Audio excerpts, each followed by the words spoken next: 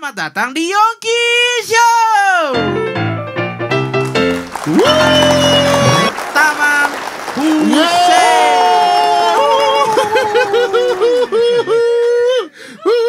Halo Om. Halo, ini suara saya. Opa Tamam. Sudah diakui oleh negara bahwa ini kompeten. Berarti bisa dikatakan musisi sebentar lagi akan menuju pekerjaan yang profesional dong. Betul. Loh. Iya, gak apa-apa. Ibu sebut hobi gak apa-apa buat orang yang nonton. Tapi buat kami yang main itu profesi. Berarti sertifikat itu kalau misalnya Om mengatakan itu bisa untuk apa ya, seperti pekerjaan lain supaya sama rata. Berarti kalau dengan yang punya sertifikat itu bisa buat ini dong, pengajuan dana ke bank gitu bisa dong? Bisa nantinya. Nah iya nanti, tuh Om gimana tuh? Iya itu betul. Menurut Ya, gua oke. gampang banget tuh. Sayangnya orang-orang pinter itu ada yang baju kuning, ada yang baju merah, ada yang baju hijau. Iya. Terus sekarang kegiatannya selain itu apa Om? Kegiatan setelah sertifikasi Om di luar sertifikasi itu Om apa? Saya mencoba mencari anak-anak yang yang berbakat. Nah ini keren lagi Ya, nih. wah, anak berbakat itu Daerah juga nih pasti nih. sebentar iya. Kalau daerah tuh kalau kebetulan ke daerah. Tapi yang banyak saya lakukan tuh di Jakarta. Iya. Aku pernah nonton konsernya di 7 Ruang Bang, Om Tamam. Iya. Di anak-anak berkebutuhan khusus juga. Jadi ada anak tunanetra, ada anak tunagrahita. Yang tidak ada itu tunasusila, nggak ada itu. Itu susah tuh. Susah itu. Nggak masuk Susah itu. Itu kan bagianmu Ya, Bang. ya. Bagianmu itu. Ya, anak Badung. Terus gimana Om? Nah itu yang saya sekarang bantu mereka melalui kementeriannya Mas Menteri itu, Kemendikbud itu ya. Dulu setiap direktorat itu mempunyai kegiatan yang namanya lomba menyanyi, lomba acara apa segala macam, semuanya lomba. Kemudian Pak Jokowi presiden kita itu melihat bahwa ini anak-anak yang berbakat ini bagaimana, kemana dan siapa yang lanjutannya seperti apa. Dipanggillah para menterinya. Ini tahun 45 saya kepingin ada begini. Nggak tahu dari mana itu angka 2045 itu dari mana nggak tahu. Tapi akhirnya turunlah disebar ke bawah. Dan jadilah semuanya akhirnya yang lomba-lomba di direktorat itu dijadikan satu. Di satu lembaga yang namanya Puspresnas, Pusat Prestasi Nasional. Nah Puspresnas ini nanti dibagi untuk yang anak berkebutuhan khusus, dibagi anak reguler, ada ini. Karena yang mereka dulu tuh selalu menyelenggarakan yang namanya FLS2N. FLS2N itu Festival Lomba Seni Siswa Nasional. Tadinya itu idenya itu anak-anak yang berbakat itu dikirim ke Jakarta, diadu di Jakarta. Nah, seharusnya pemilihannya itu dari daerah dulu. Dari daerah. Tapi yang terjadi itu banyak di daerah itu main ditunjuk. Aduh, lu aja deh, lu berangkat sini. Lu berangkat. Nah, itu ya akhirnya yang terjadi ya tersisih semuanya. Iya. Gitu. Kasihan yang tidak tersisih. Banyak upaya-upaya untuk menampung mereka yang tidak yang sampai sekarang juga masih belum kayaknya mulai kelihatan tertata bahwa ada redesign yang namanya kegiatan FLS2N atau Festival Lomba Seni Siswa itu. Jadi kita membuat desain baru gitu loh. Nah bagaimana itu masih belum, mudah-mudahan tahun 2000. Tapi Om memang udah ada di gerakan itu sekarang ya? Iya itu. Jadi memang maksudnya nggak terbatas ya session player, nggak terbatas komposer, tapi Om Tamam bagaimana bisa menjadi dampak buat orang lain. Iya. Ya. Baik. Biarpun sejarahnya banyak banget. Ini gue pengen ngebahas Coba. sejarahnya Om Tamam nih dulu nih. Gimana sih Om dari Om Tamam yang apa ya? Om Tamam yang membuat orang lain bisa begitu, pasti kan dulunya matang Om. Dulunya Om Tamam matang banget.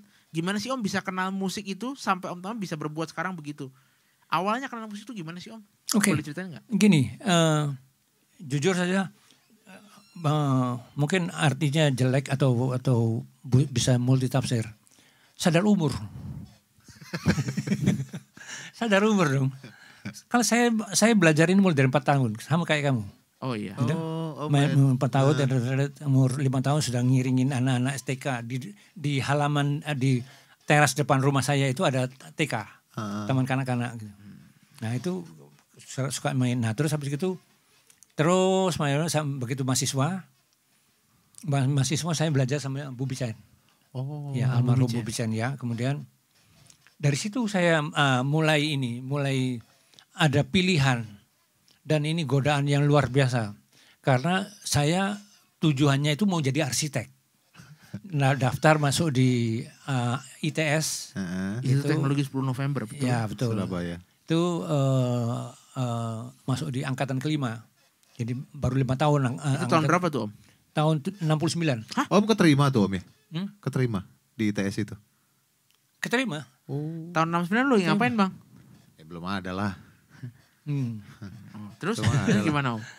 Nah, terus habis gitu tapi main pen itu lebih apa namanya? Nikmat. Lebih menggoda. Ya, saya bikin pen waktu itu di Surabaya itu masih ada Aris Tabirawa. Masih ada Gembels ya. Band Gembels itu grup-grup yang zaman saya masih mahasiswa itu masih sangat terkenal mereka. Ada Leo Christie ya, Gomblo itu angkatan dia anak arsitek loh. Iya, ITS juga kan? Iya ITS tapi dia angkatan saya. Dia anak A3. Apel pertama. Tahu nggak lo? Nggak tahu taunya Terus Om. Nah terus habis gitu saya akhirnya lari ke Makassar. Satu grup. Bilangnya sama orang tua saya mau studi tour. Wah ngawur. Memang studi tour. Terus habis itu ya sudah lanjut sana. Setelah 3 bulan saya bilang sama ayah saya sepertinya ini apa namanya akan tetap di musik ya. Ayah saya bilang kalau kamu mau jadi insinyur pulang balik ke Surabaya. Tapi kalau kamu mau jadi musisi yang betul. Oh. Jangan separuh-separuh gitu loh. Wah, dari situ saya merasa didorong sama orang tua. Ya, itu yang membuat saya akhirnya mulai ikut The Raynets dulu. Ada grup namanya The Raynets dari Filipina. Tinggalnya di Hong Kong. Ibunya orang Macau, bapaknya orang Filipino. Tinggalnya di Hong Kong. Udah jelas yang gitu-gitu rasanya itu. Nah, ikut mereka itu 3 cewek. Main tenor, main mulai dari sopran, alto, tenor, bariton. 3 cewek semuanya itu. Nyanyi nih. Nyanyi dan tiup. Wow. Main saxophone ya. Kemudian pemain drumnya dari Ipoh, Malaysia. Pemain bassnya dari Singapura. Pemain organnya Taman Museum dari gitu. Kami main ke American Base. Di mana tentara Amerika yang mau ke Vietnam dan dari Vietnam itu selalu pulang. Titiknya di situ. Ya, titiknya ketemu di situ. Nah, yang pertama kali itu saya main di Filipina pertama. Kemudian Filipina oke, sukses, main di Singapura, main Hong Kong. Hong Kong juga sudah sukses. Nah, kalau kami mau ke Guam. Guam. Ya, Guam, San Francisco itu. Terus tapi ke Okinawa dulu. Okinawa. Karena Jepang, waktu ya? kami itu masih dalam di US bawahnya tuh. Amerika. US tuh. Terus habis itu. Tapi waktu kami nyampe di Okinawa itu 1 hari sesudah pengalihan. Jadi sudah pindah masuk ke Jepang lagi. Jadi yang terjadi apa? Kami tidak bisa masuk. Karena ditanya, kamu punya uang? Ada. Di mana? Di koper. Ya tunggu. Teman saya yang lain juga ngomong gitu. Ada. Akhirnya semuanya sudah pada masuk, tinggal kami berlima. Nggak bisa masuk karena nggak punya uang. Tapi agent ada. Agent aja di luar. Akhirnya bilang, oke, sekarang ini sudah belong to Japan. Jadi kamu harus ikut peraturan Jepang. Kamu udah punya visa, kamu nggak boleh keluar. So I'll put you in a prison hotel. Prison hotel, udah penjara nih. Ternyata dia nyebutnya presiden. Tapi ngomongnya prison. Presiden hotel gitu loh. Udah sebagainya kami pulang. Saya nginep sana pulang. Nah sementara nunggu di Hong Kong itu. Nah di situ main di klub di Hong Kong. Di Hong Kong. Iya. Tahun that was 1970. 1970? Ya. 1970? Wow. Benar. Itu genre apa main lagu-lagu apa? Tahu Chef. Lagu Chef. Nggak tahu sih. Chef.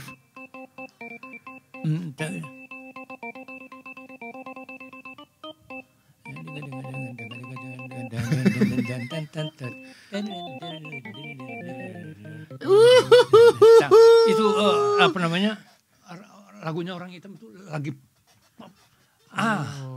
iya lagu itu wah keren banget. Nah, anyway, terus sudah selesai, aku balik ke Indonesia, jadilah pemain organ di Hotel Mirama. Nah, sebelum Mirama yang besar ada mini Mirama. Mini Mirama. Ya, kecil. Udah berangkat dari sana terus sampai Surabaya tuh Om ya, Mirama ya. Di Surabaya ya. Terus habis itu sudah ke ini selesai, sekolah kuliah juga enggak, terus akhirnya ke Bobby Chen. Bobby Chen ya sudah akhirnya main musik, berbagi musik, dan tahun 75. Nah, tahun 75 ikut festival Elektron. Nah, yang diadakan oleh Yamaha. Tahun 72 itu juara satunya adalah Andiono Ari. The Dis, pemain organ The Dis. Oh iya. Tahun 73 Hendra Wijaya. Diksi itu. Iya. Tahun 74 Yasid Jamin. Om Yasid, almarhum. Iya, almarhum. Semuanya almarhum sudah sekarang. Oh iya. Tinggal ini yang 75 ini yang jangan panjang panjang. Tapi 75 ini saya jadi apa namanya? Tidak hanya di Indonesia, tapi karena saya lulus juara satu, saya dikirim ke Hong Kong untuk Asia. Region Asia. Nah, dari Asia lolos ke internasional di Tokyo. Om lolos tuh? Lolos ya. Oh, keren. Itu lagu apa Om? Berapa? Coba mainin dong Om lagunya sedikit. Lagu Es Lilin. Oh. Om aransemen? Iya.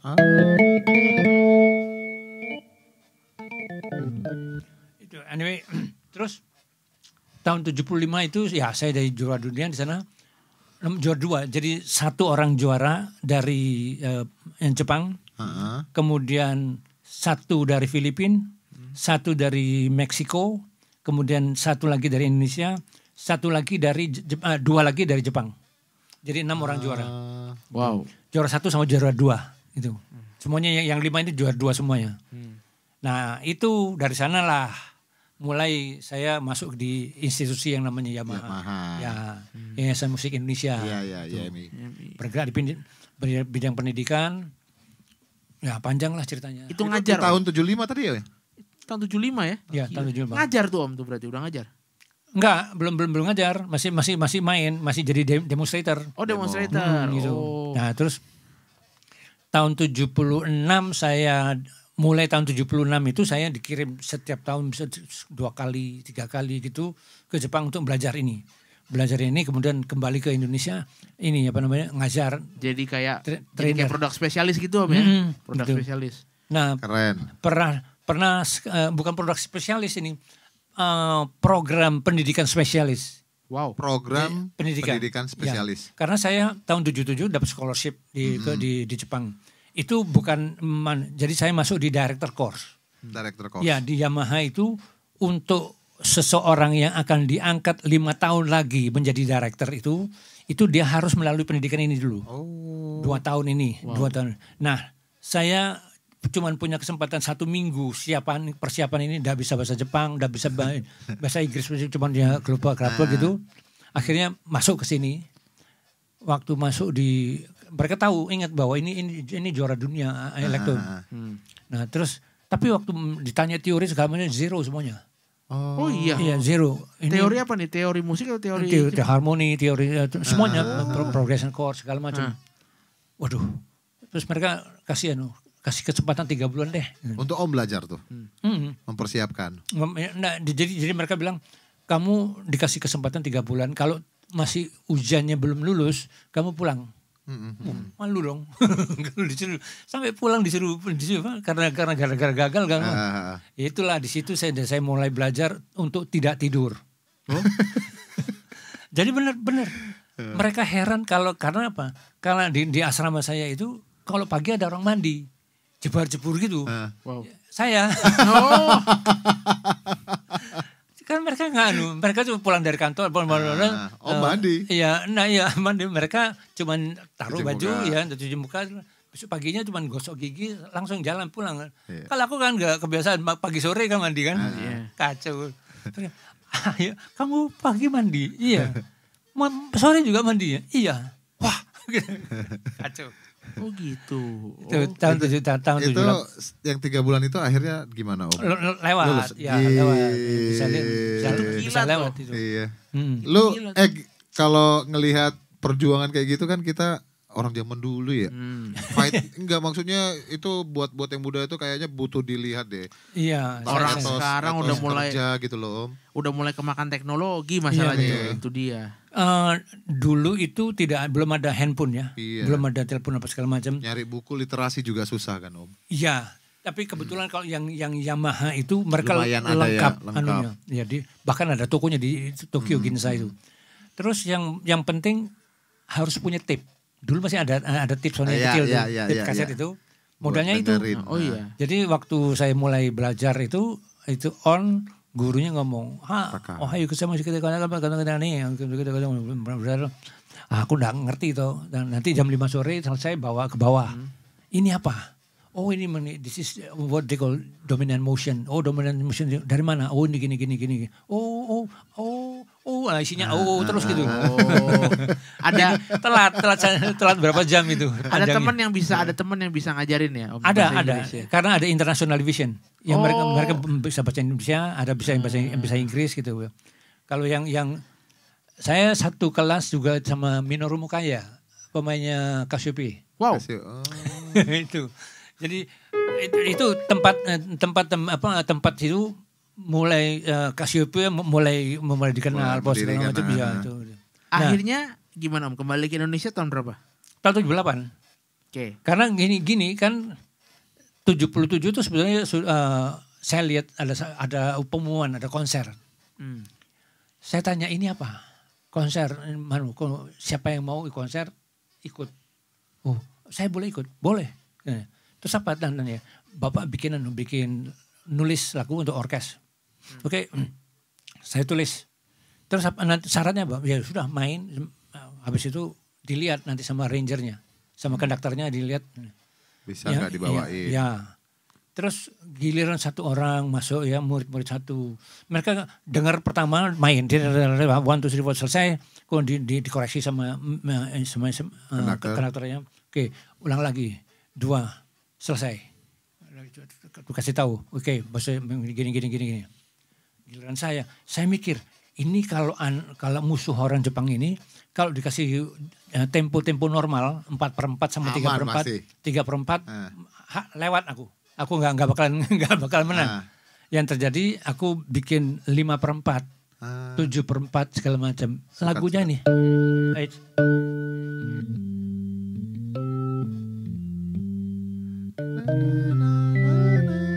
Bimbo ya.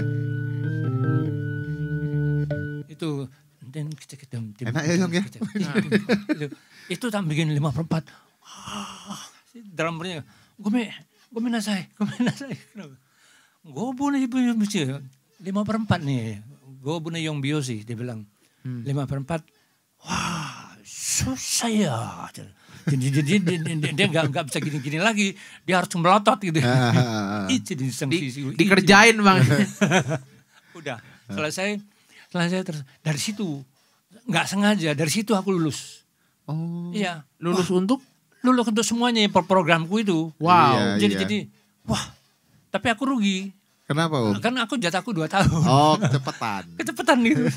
Akhirnya ya udah aku bilang boleh tinggal lagi saya 3 bulan lagi. Tinggal di sana 3 bulan, tugasnya cuma setiap malam harus pergi nonton konser dan membuat laporan konsernya apa, dari mana, siapa yang main, ini bentuk musik. Oh gitu. Semua all kind of music. Sempat nonton siapa aja Om di sana? Herbie Hancock sama Keith Jarrett. Wih. Keren. Keith Jarrett sama Chick Corea. Oh, Chick Corea. Mereka main 2 piano. 2 piano ya. Belakangnya itu orkesnya orang Jepang semuanya. Klasik ya Om ya? Hah? Klasik. No, bukan klasik. Jazz ya. Tapi iringannya orkes. Wow. Jepang itu format orkestranya menurut aku masih the best di Asia ya. Di Asia ya. Masih. Pitch-nya juga bagus-bagus Bang. Apanya? Pitch-nya bagus banget. Iya. Pitch-nya keren. Ini yang saya belajar dari mereka itu begini. Tahu Shirley Bassey? Tahu. Nah, Shirley Bassey itu ini nyanyi kan, kontra nyanyi, kemudian saya nonton satu kali itu, satu malam itu dia menyanyi, satu hari dia menyanyi 3 kali 30 lagu. Jadi sesi jam 5 sampai jam 7 30, jam 7 sampai jam 9 30, sampai jam 11 malam 30 gitu. Total 90 tuh ya, 90 kali nyanyi. Betul. Itu, nah cara mereka mengangkat bahwa bangsa mereka itu sama di satu lagu. Itu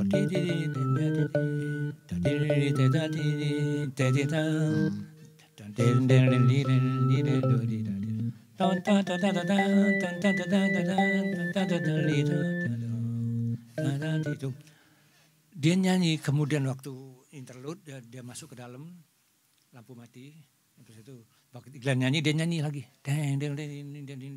tapi yang keluar bukan dia, sudah orang Jepang. Suaranya dan gaya dan stylenya persis sama dengan Shirley Bassey. Sampai bahasanya juga sama, Om? Sama. Gaya, style, semuanya. Kan kita ini, kok jadi lain, kok jadi lain. Iya. Ini mereka bilang, this is the way, this is our way to untuk mendorong anak-anak bangsa kita yang maju gitu loh. Jadi berdiri di World Popular Song Festival, saya jadi juri di Budokan. Utusan dari Indonesia itu namanya Aji Bandi. Ya.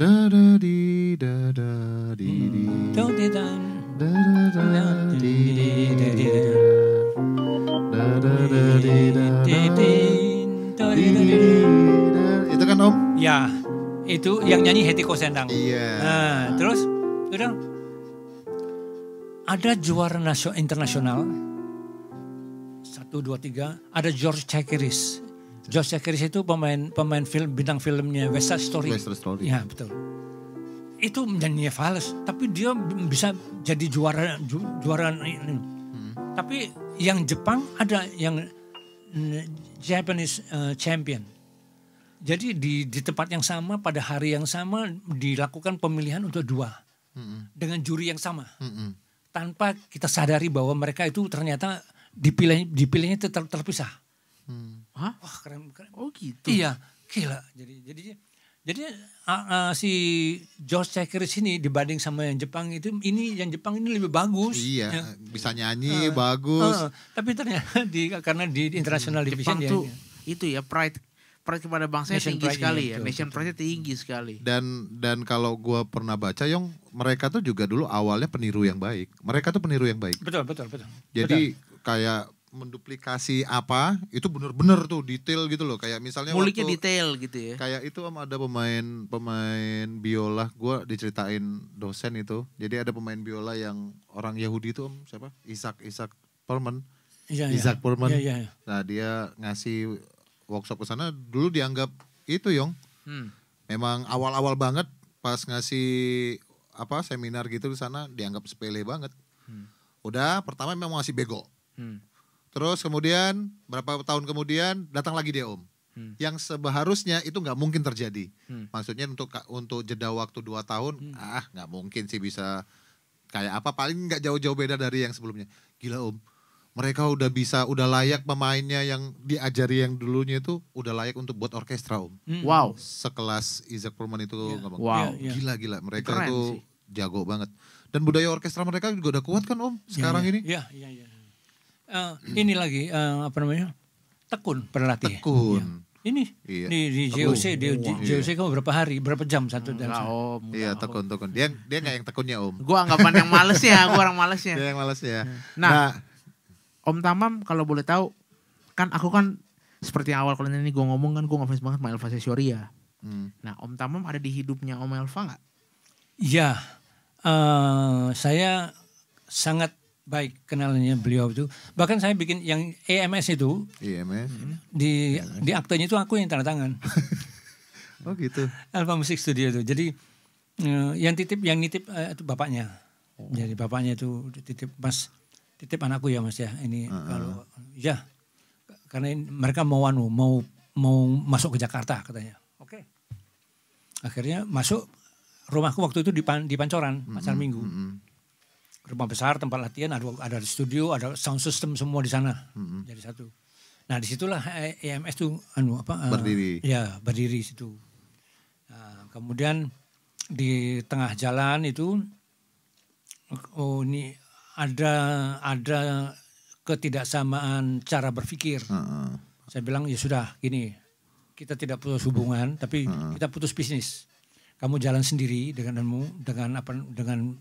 kalau perlu aku mesti. Iyalah teman lah tetap.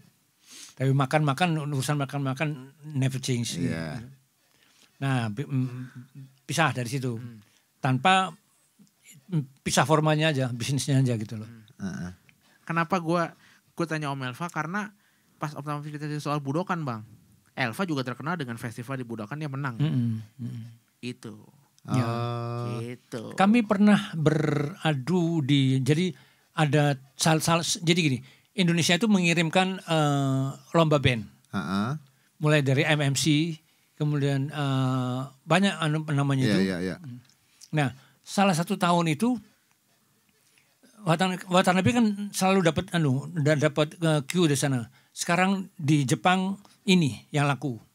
Yang ini hit, yang ini. Iya. Nah, update-nya selalu dapat. Update-nya sudah dapat. Nah, terus begitu dari festival band yang adanya ini nggak ada satupun yang kira-kira memenuhi syarat ini.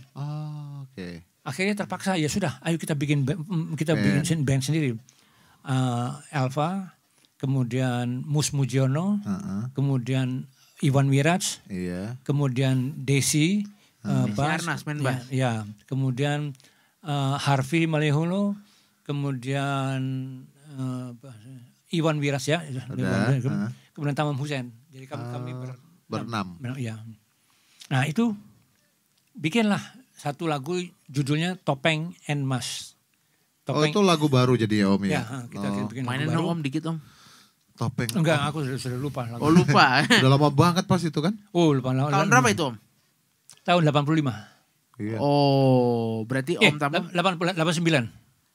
Oh berarti Om Tamam dari periode 78 sampai 89 masih berkutat di Yamaha terus tuh Om ya? Terus. Oke. Jadi saya keluarnya dari Yamaha itu sebetulnya tahun 85 keluar. Karena itu saya kembali dari Jepang, dari Belanda setelah meliburkan diri dari Yamaha, ngirim drum band. Grup drum band ke sana sama arrangernya Yasir Jamin, Elva Suswirya, Tamam Hussein. Kami bertiga ke sana, pulang dari sini terus mereka bilang kamu berhenti aja deh karena ya, tapi tidak boleh kamu keluar dari kantor Yamaha, tapi tidak boleh berhenti bantu saya katanya Watanabe. Oke, jadi kami terus jalan gitu. Oke, secara formal enggak di Yamaha lagi gitu kan Om ya. Tapi secara hati bantuin masih. Sampai sekarang bahkan Om ya. Jadi gimana Om yang bikin band sama Om Elva itu? Akhirnya juara juga Om? Iya, kami juara 3 waktu itu. Nah yang lucu, ini ada lucu tapi bodoh gitu ya. Gimana? Yang juri Bon Jovi. Wow. Bon Jovi. Pas lagi ke belakang itu keluar terus foto cekrek terus Bon Jovi pulang.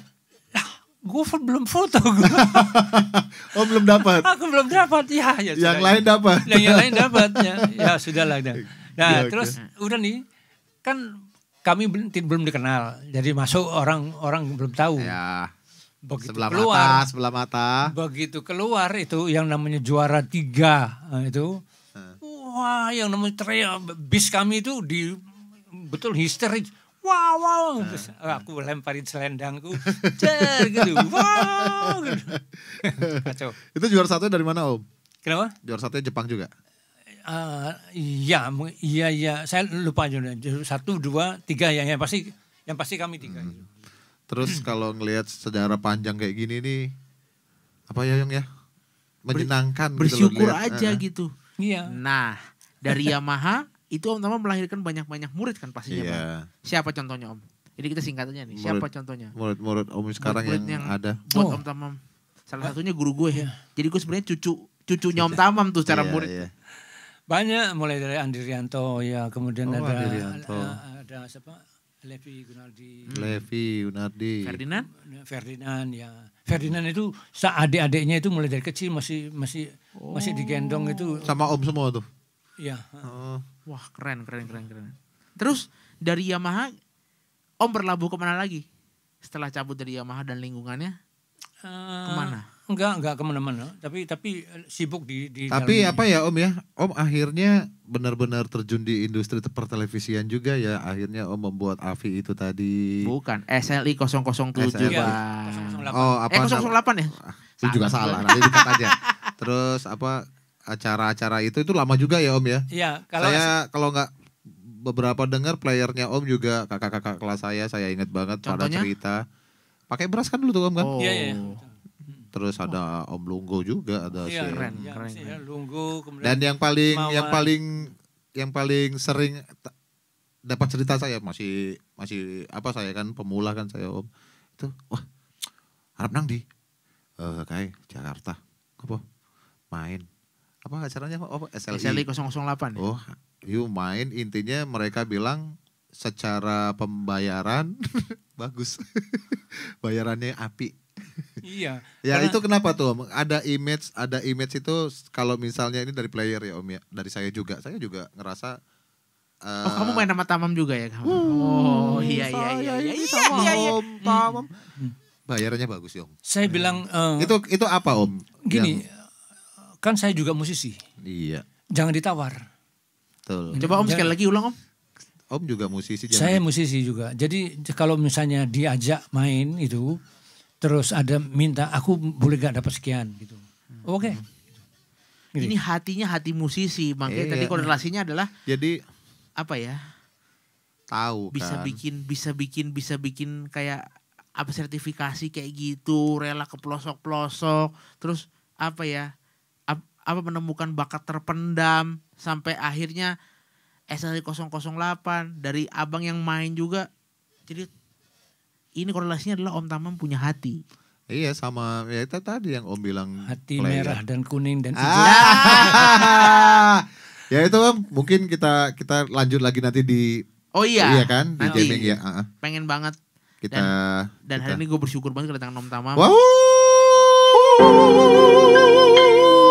Hari Terima ini kasih, kedatangan apa ya salah satu legenda lah. legenda, Legenda. cucu guru saya. Real legenda. Real legenda yang Real juga legenda. mau apa ya menyambangi Yongki Show. Iya. YouTube channel yang baru berumur Iya, sumur real jagung. legenda Dan ini. keren banget di studio keren ini di MW Studio. Yeah. Ya MW keren Studio. banget. Terima kasih sekali Om Makasih Tamam. Om Terima kasih Tamam. kembali, terima kasih. Sampai ketemu lagi Sampai di ketemu lagi. episode Jam Session. Iya. Baik.